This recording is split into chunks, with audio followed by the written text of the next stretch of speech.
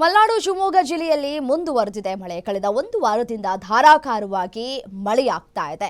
ಶಿವಮೊಗ್ಗ ಜಿಲ್ಲೆಗೆ ಇವತ್ತು ಸಹ ರೆಡ್ ಅಲರ್ಟ್ ಘೋಷಣೆ ಮಾಡಲಾಗಿದೆ. ಗಾಳಿ ಸಹಿತ ಜಿಲ್ಲೆಯಾದ್ಯಂತ ಮಳೆಯ ಎಚ್ಚರಿಕೆಯನ್ನ ಕೂಡ ಕೊಡಲಾಗಿದೆ. 40 ರಿಂದ 50 ಕಿಲೋಮೀಟರ್ ವೇಗದ ಗಾಳಿ ಬೀಸುತ್ತೆ ಅಂತ ಹೇಳಿ ಎಚ್ಚರಿಕೆಯನ್ನ ಕೂಡ ಕೊಡಲಾಗಿದೆ. ಜಿಲ್ಲೆಯ ಹೊಸನಗರ, ಸಾಗರ, ತೀರ್ಥಹಳ್ಳಿ, ಶಿವಮೊಗ್ಗದಲ್ಲಿ ಭಾರೀ ಮಳೆಯಾಗ್ತಾ ಇದೆ.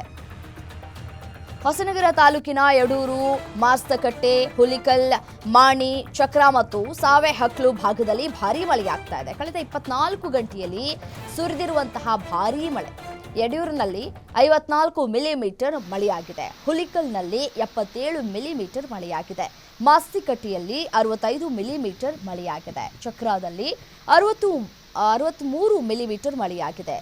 ಸಾವೆಹಕ್ಲು ಭಾಗದಲ್ಲೂ ಕೂಡ 66 ಮಿಲಿಮೀಟರ್ನಷ್ಟು ಮಳೆಯಾಗಿದೆ. ಭಾರೀ ಮಳೆಯಿಂದ ಜನಜೀವನ ಸಂಪೂರ್ಣವಾಗಿ ಅಸ್ತವ್ಯಸ್ತವಾಗಿದೆ. ಭಾರೀ ಮಳೆಯಿಂದಾಗಿ ತುಂಗಾ, ಭದ್ರಾ ಹಾಗೂ ಶರಾವತಿ ಒಳಹರಿವು ಕೂಡ ಹೆಚ್ಚಳ ಆಗಿದೆ. ಜಿಲ್ಲೆಯ ಜಲಾಶಯಗಳಲ್ಲಿ ನೀರಿನ ಮಟ್ಟ ಸಹ ಗಣನೀಯವಾಗಿ ಏರಿಕೆಯಾಗ್ತಾ ಇದೆ.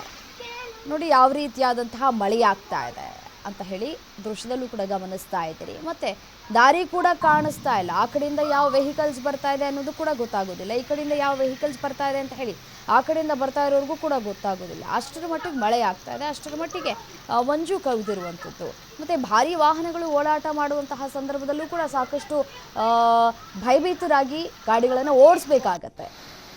ಮತ್ತು ಯಾರು ಕೂಡ ಎಲ್ಲಿಗೂ ಓಡಾಟವನ್ನು ಕೂಡ ಮಾಡೋದಕ್ಕೆ ಸಾಧ್ಯ ಆಗ್ತಾ ಇಲ್ಲ. ಏನಾದರೂ ಒಂದು ಅಕ್ಕಿ, ಬೇಳೆ, ತರಕಾರಿ ಏನಾದರೂ ತೆಗೆದುಕೊಂಡು ಬರೋಣ, ಹೊರಗಡೆ ಹೋಗೋಣ, ಅದು ಕೂಡ ಸಾಧ್ಯ ಆಗ್ತಾ ಇಲ್ಲ. ಅಷ್ಟರ ಮಟ್ಟಿಗೆ ಬಿಟ್ಟು ಬಿಡದೆ ಮಳೆ ಆಗ್ತಾ ಇದೆ.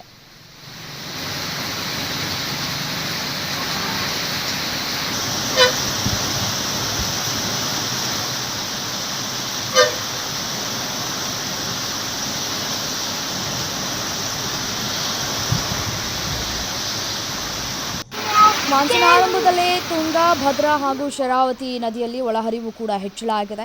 ಈಗಾಗಲೇ ತುಂಗಾ ಡ್ಯಾಮ್ ಗರಿಷ್ಠ ಮಟ್ಟ ಕೂಡ ತಲುಪಿದ್ದು 8 ಕ್ರಸ್ಟ್ ಗೇಟ್ಗಳಿಂದ ಕೂಡ ನೀರನ್ನು ನದಿಗೆ ಬಿಡುಗಡೆ ಕೂಡ ಮಾಡಲಾಗ್ತಾ ಇದೆ. ಸೊ ಹಾಗಾಗಿ ಆತಂಕಗಳು ಕೂಡ ಹೆಚ್ಚಾಗ್ತಾ ಇದೆ. ಮಳೆಗೆ ಜೀವ ಕಳೆ ಪಡೆದುಕೊಂಡಿದೆ ಶಿವಮೊಗ್ಗ ಜಲಾಶಯಗಳು.